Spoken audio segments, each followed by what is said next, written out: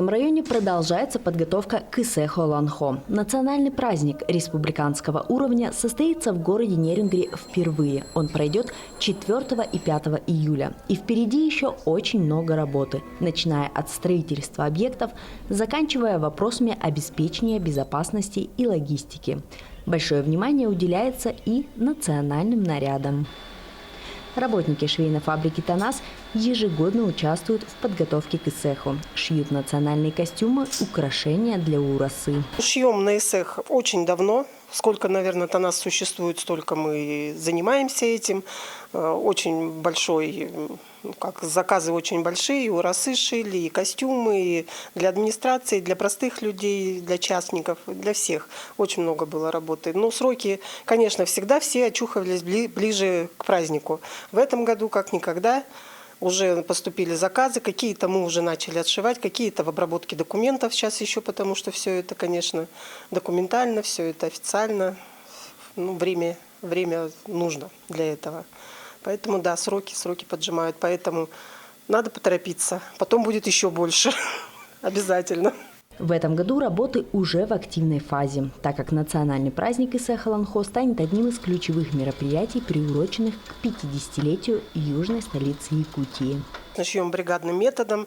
2 закройщика обязательно это кроит. Потом бывает и печатников к себе приближаем, потому что нужно и рисунки распечатать, и все. А девчонки бригады это все отшивают, потому что невозможно одному человеку такую махину отшить. Они бывают в диаметрах и по 36 метров, и по 50 метров. Уходит 200 метров ткани бывает, уходят, в зависимости от размера урасы. Поэтому такой сложный заказ, конечно. На столах выкройки якутских платьев холодай и мужских национальных костюмов. 6 работников «Танаса» ежедневно отшивают традиционную якутскую одежду. У нас, конечно, профессиональный специалист, у нас закройщик профессиональный. Кроим, еще ни разу никому не отказали. Все, что просят, мы все делаем. В основном традиционные. В этом году мы хотим попробовать, мы уже выписали ткани, и хотим попробовать холодай женские, допустим, костюмы, как стилизованные. Берем ткань более легкую, летящую, хлопчатобумажную, именно летнюю ткань, и из нее попытаемся сделать наряд, очень похож на холодай, но он холодай и будет. Одеваешь украшения, идешь на праздник, снимаешь украшения, ходишь все лето и едешь в отпуск. Вот мы хотим этим заняться. Сейчас ткань придет, начнем этим заниматься. Если брать в процентном отношении творческие коллективы, организации, это, конечно, более работы. А в остальное время частных лиц принимаем, да, которые ценят нас, нравятся наши работы, приходят к нам, независимо от того, что мы очень далеко находимся, едут именно к нам. Это тоже очень приятный показатель нашей профессионализма нашего. Ассоциация Аланхо совместно с Институтом Аланхо администрации и активом Нерюнгринского района проводит работу по вовлечению населения в тематику национального праздника. Руководитель творческого объединения «Тандем», кроме того, что сделал заказ у мастеров «Танаса» на пошив национальных нарядов, сам занимается украшением готовых изделий. Мы заказываем костюмы фабрики «Танас». Сейчас мы на данный период заказали жилеты якутские на поездку в город Якутск на дни Нерюнгринского района.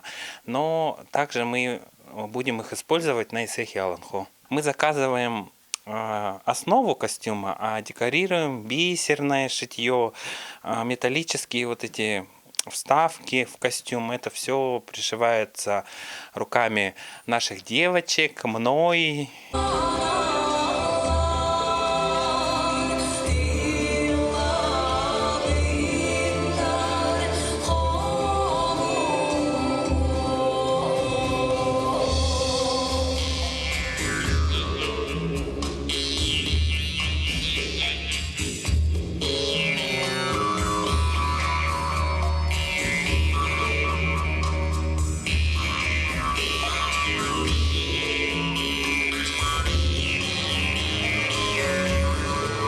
Пошивом национальных костюмов люксового качества занимаются и другие специалисты из мастерской «Этностиль». Знакомство и совместная творческая деятельность создателей мастерской «Этностиль» началась 10 лет назад с изготовления костюмов для выступлений учащихся Нерюнгринской воскресной школы. Началось все с воскресной школы. В общем, именно там мы спелись.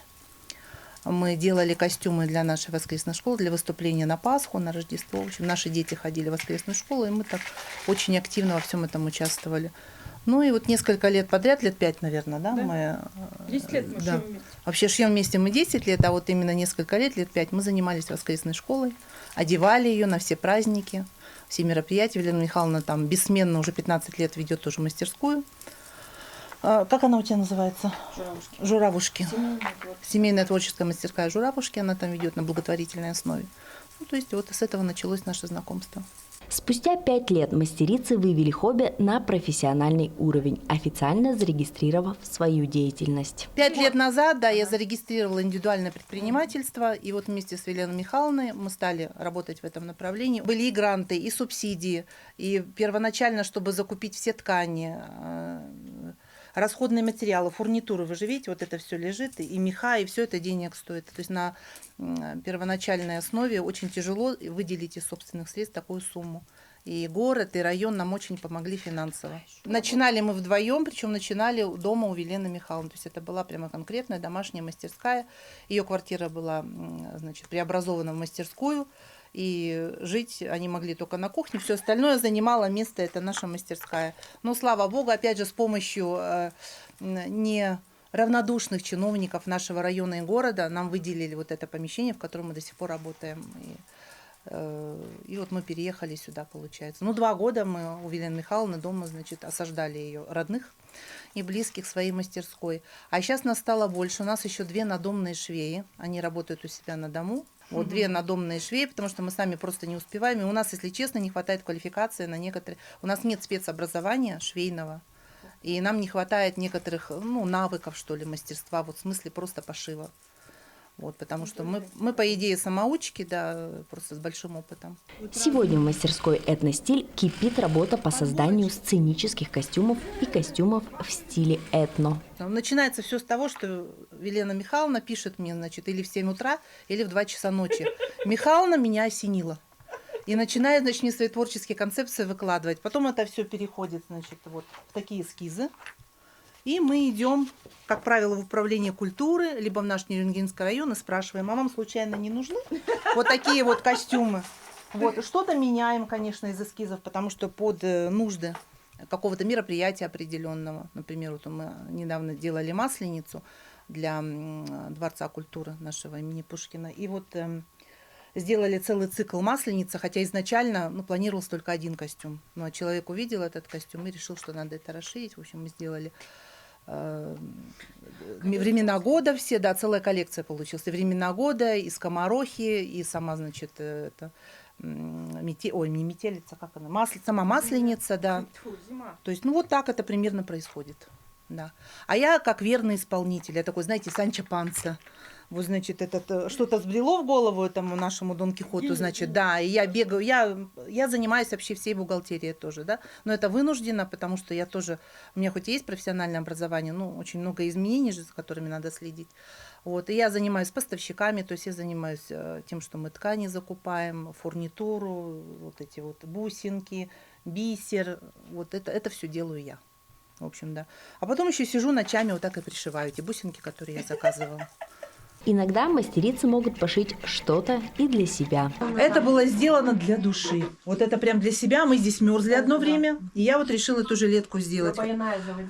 Да, и получается он как бы по мотивам костюма Баянай. У нас был такой костюм, это дух охоты и рыбалки в якутской мифологии. И вот мы сделали именно, как сказать, по мотивам вот этого костюма. Это вот машинная вышивка, разные виды ткани, это ручное, все дизайнерская вышивка, натуральные камни, нефрит, фиолетовый, забыла, как называется, не суть. Короче, пайеточки тут разные. В общем, вот так вот.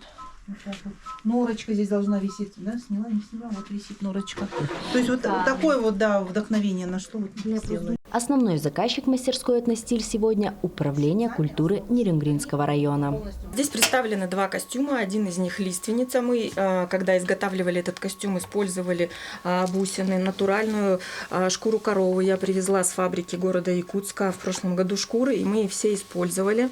Очень отличные выделки, очень легко шьется, хорошо работает с отечественным производителем нашим. Меха мы работаем с поставщиком с Москвы, который работает с кинематографическими студиями. И вот такой образ якутской лиственницы. Ну, говорят, что это похоже на лукмас, но заказ от этнографического центра был костюм лиственницы. Состоит из двух частей. Все ткани, которые мы покупаем, это люксовые ткани. Мы стараемся держать марку шикарного костюма. И благодаря нашим производителям, таким как Беларусь, таким как парчевая фабрика города Иваново, мы удовлетворяем запрос нашего заказчика. И следующий костюм – это костюм солнца. Здесь в технике батик я красила ткань. Здесь нарисованы вот такие солнца. Такой образ немножко военизированный со шлемом. Здесь у нас есть стразы сваровские и очень крепкие стразы, пришивные. Все это пришито руками. У нас здесь используются хальнитены, цепь. Мы стараемся, чтобы костюм был удобен для артиста, который будет работать несколько часов, чтобы он был красив, качествен и долг в обслуживании. И все наши костюмы – это как наши дети. Мы всегда готовы их починить, поправить, учесть новые пожелания покупателя. У мастериц этностиля всегда есть интересные задумки и масштабные планы. Наша творческая и предпринимательская деятельность построена на том, что мы планируем расти. И у меня есть мечта, чтобы Нерюнгри был столицей фестиваля, принимал фестиваль «Детские фильмы сказки». И это были бы сказки народные, сказочные, красивые. И мы, конечно, планируем выйти на гранты поддержки уже республики и России, потому что район и город для нас сделали все, что можно. Мы получили все, и Центр труда, все уровни поддержки, и плюс мы сами вкладываемся постоянно в наше дело. И вот о таком участии в детских съемках, детских фильмах, сказок с нашими костюмами я мечтаю. У меня есть команда, есть союзники, которые готовы бесплатно со мной это все делать, вот, или вообще потом дальше развиваться. И вот это такая коллективная мечта. Она, конечно, супер-мег-зашиб идея. Можно сказать, что она сумасшедшая, но мечты должны сбиваться. Мастерицы ведут активную подготовку к Исеху Аланхо, где можно будет во всей красе показать лучшие наряды. Уже пошита серия холодаев с эксклюзивными национальными вышивками и различными комбинациями оттенков тканей. И впереди еще много работы. Мы шьем одежду класса люкс, национальную, сценическую, и у нас, естественно, клиенты соответствующие. И мы расписаны по июль и даже по ноябрь следующего года. Мы пошили серию холодаев, значит, для красивых женщин нашего города, республики, которые будут с эксклюзивными национальными вышивками, с различной комбинацией оттенков ткани. Создали коллекцию «Сказочные образы Южной Якутии», и она началась с того, что был создан костюм «Хозяйка угольной горы». И этот костюм уже давно успешно работает на сценах нашего города. И у нас градообразующие предприятия – это угольные месторождения, обслуживающие предприятия. Вот, и поэтому «Хозяйка угольной горы». И далее мы пошли по тем сокровищам Якутии, которые у нас есть, это камни.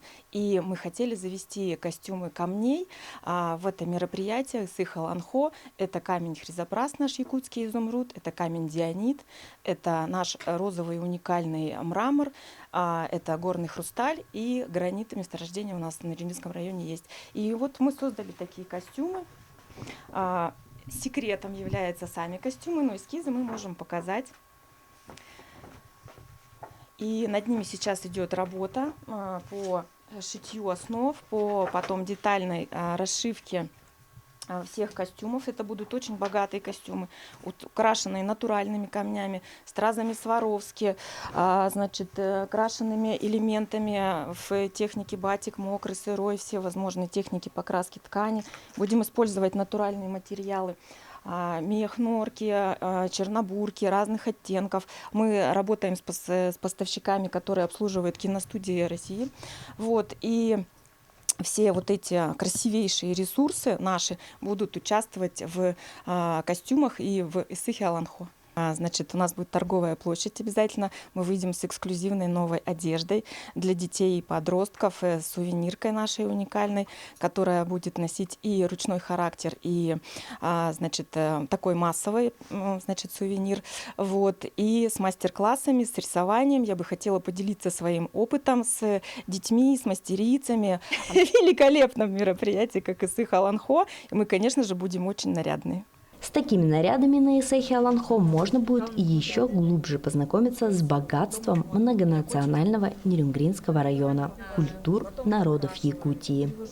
На самом деле уникальные костюмы – это большая редкость в нашей Якутии. Чтобы пошить что-то необычное, наверное, не так часто встретишь таких мастеров. Сам творческий процесс, вообще, это интересная такая штука. Мы с ней понимаем друг друга, и поэтому, например, на какой-то там конкурс готовимся, и я уже увидела картинку, но я ее увидела только в своей голове, а на холсте нарисовать, как Велена, конечно, у меня не получается, и она уже меня дополняет. О, можно здесь добавить красного, здесь выделить то, тут подчеркнуть твои глаза и так далее и тому подобное, и так вот начинается весь процесс, и придумывается сам образ, и получается уже такое общее детище. Самое первое – это был пошив к моей авторской сказке «Загадки Сахаяны», посвященной Дню Республики Саха-Якутия, целая коллекция, посвященная Южной Якутии. То есть это наше было начало работы с Веленой. И далее уже она придумала дуэтный с Сашей, ну вот костюм гжелевский с джинсой, то есть это тоже необычные такие образы в плане того, что это не просто классика, да, а именно она туда добавляет современную стилизацию, и это, ну, просто становится сразу автоматически уникальным и в единственном экземпляре. Мы выступали в Томске, заняли первое место, она нам шила 2 стерхов, и тоже подошла креативно, творческо, подошла креативно, и пошила женственные такие образы с бусами, с клювиками, с такой красотой необычайной, но в якутском стиле стерхов. Мы играли на хамусе тогда.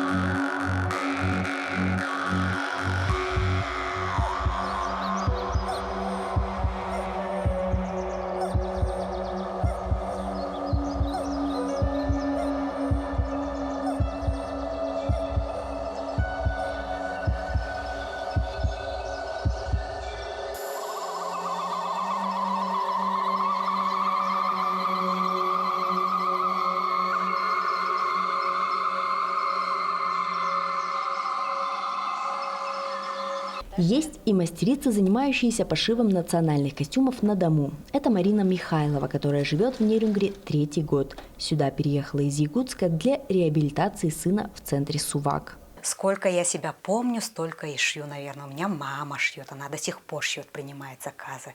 У меня тети шьют, то есть по маминой линии они все шьют. Специального образования у меня такого нету. Единственное, где я училась, это школа шитья в Якутске, училась шить корсеты. Школа шитья Ирины Сарты, курс корсетное платье. Вот. Училась, в общем, шить, и все, больше нигде. Так полностью самоучка получается. Самыми первыми клиентами Марины были ее куклы, для которых она пошила множество нарядов после того, как мама в 4 классе подарила ей первую швейную машинку. Маме, конечно, большая очень благодарность, то, что я портила ткань, она не ругалась. И тете мне тоже, они и вязать, и бисером, и бабушка тоже, да, большой вклад, кстати, бабушка сделала тоже. Какое-то время Марина Михайлова увлекалась пошивом одежды и для братьев наших меньших. А заниматься пошивом национальных якутских платьев холодаев начала более 10 лет назад и еще в Якутске. Сборочки, оборочки, вон плечики у нас. Манжет обязательно. Ну, кто-то любит вот такой вот, где-то 5 сантиметров, а обычно молодые вот такие вот повыше, рюшечки, как классика, да. Но это у нас классический холода идет. А так бывает стилизованные, сейчас в основном стилизованные же, да, заказывают, они вот такие вот приталенные. И отсюда уже начинается. В Нерюнгри заказы кысехо ланхо начались еще с осени, и у Марины сегодня полная занятость. Первый год я шила холодайку, помню холодайки, я 20 или 25, что ли, шила и продавала их в Якутске. Ну, там покупают, а здесь нет. Ага. И потом на второй год я уже начала принимать на ремонт, то есть, ну, там подшить, ушить что-то, да. Но все это началось со статусов. Статус. Все узнали, в первую очередь, конечно, наши свои узнали, но там, наверное, уже дальше заработало это сарафанное радио. Сейчас, получается, я уже полная сижу, то есть уже заказы не принимаю. Отдала заказов, наверное, не знаю, много, с осени, если считать, да? Приходит иногда конкретный человек и говорит, я хочу вот такой вот. Пока берет с интернета, и мне так легче работать, например, да, я знаю, на словах как-то это обычно сложно бывает, да? Объяснить мы друг друга иногда не понимаем. А вот человек приносит фотографию или что-то, эскиз, вот это понятно, да? Сделаешь, шила, и все понятно. А иногда приходит человек и на словах, и мы начинаем уже рисовать эскизы. У меня тут прям есть блокнот, и, ну, как-то так общий язык находим, и бывает прям интересный очень заказ. В данный момент у меня прям очень интересный заказ, честно. Как признается Марина, если успеет, то и себе пошьет наряд к празднику. Запланировала, очень интересно я придумала, но я так подозреваю, что я не успею шить. Сапожник без сапог – это точно про меня. Благодаря талантливым мастерицам нерюнгринские модники и модницы смогут и сами блистать на республиканском празднике и оценить фантазию и стиль других гостей через их наряды. Подготовка к кысехо ланхо насыщенная и интересная именно благодаря совместным усилиям мастериц, культурных деятелей, ученых и местного населения. Я всегда традиционно вот в начале года нахожу возможности по подготовке к кысехо ланхо, всегда провожу совещания. Хочу сказать, что в последние годы у нас значительно ситуация улучшилась, стала значительно стабильнее. У нас деньги закладываются в бюджеты заранее, планы делаются заранее, и нет никакой авральщины. Ну и, конечно, учитывая то, что администрация Нерюнгринского района очень заинтересована в этом эсэхе, в проведении такого крупного нашего национального праздника именно здесь, мы видим, что практически вопросов, требующих каких-то оперативных решений, нет. Так, объекты строятся, деньги выделены, культурная программа сверстана, подготовка идет полным ходом. Но главное, вот на что я хотел бы, пользуясь случаем, обратить внимание, это вовлеченность жителей Нерюнгри, вообще в целом Нерюнгринского района в этот праздник. Это праздник не одного народа Саха, это праздник всего многонационального народа республики, жителей Нерюнгринского района, в первую очередь на территории которого будет эсэх проходить. И, конечно, понимание сути этого праздника, который посвящен миру, добру, благословению небес, конечно же, должен до людей доходить. И ведь тот парк Амикан, который сегодня как раз строится для проведения этого праздника, он в будущем будет тоже функционировать как место культурного отдыха для жителей Нерюнгри. Поэтому я призываю всех жителей Нерюнгри активно участвовать в подготовке к проведению этого праздника, быть такими, знаете, хорошими, добрыми хозяевами этого замечательного праздника. И уверен, что его проведение даст очень мощный импульс для развития в целом культуры многонационального Нерюнгринского района.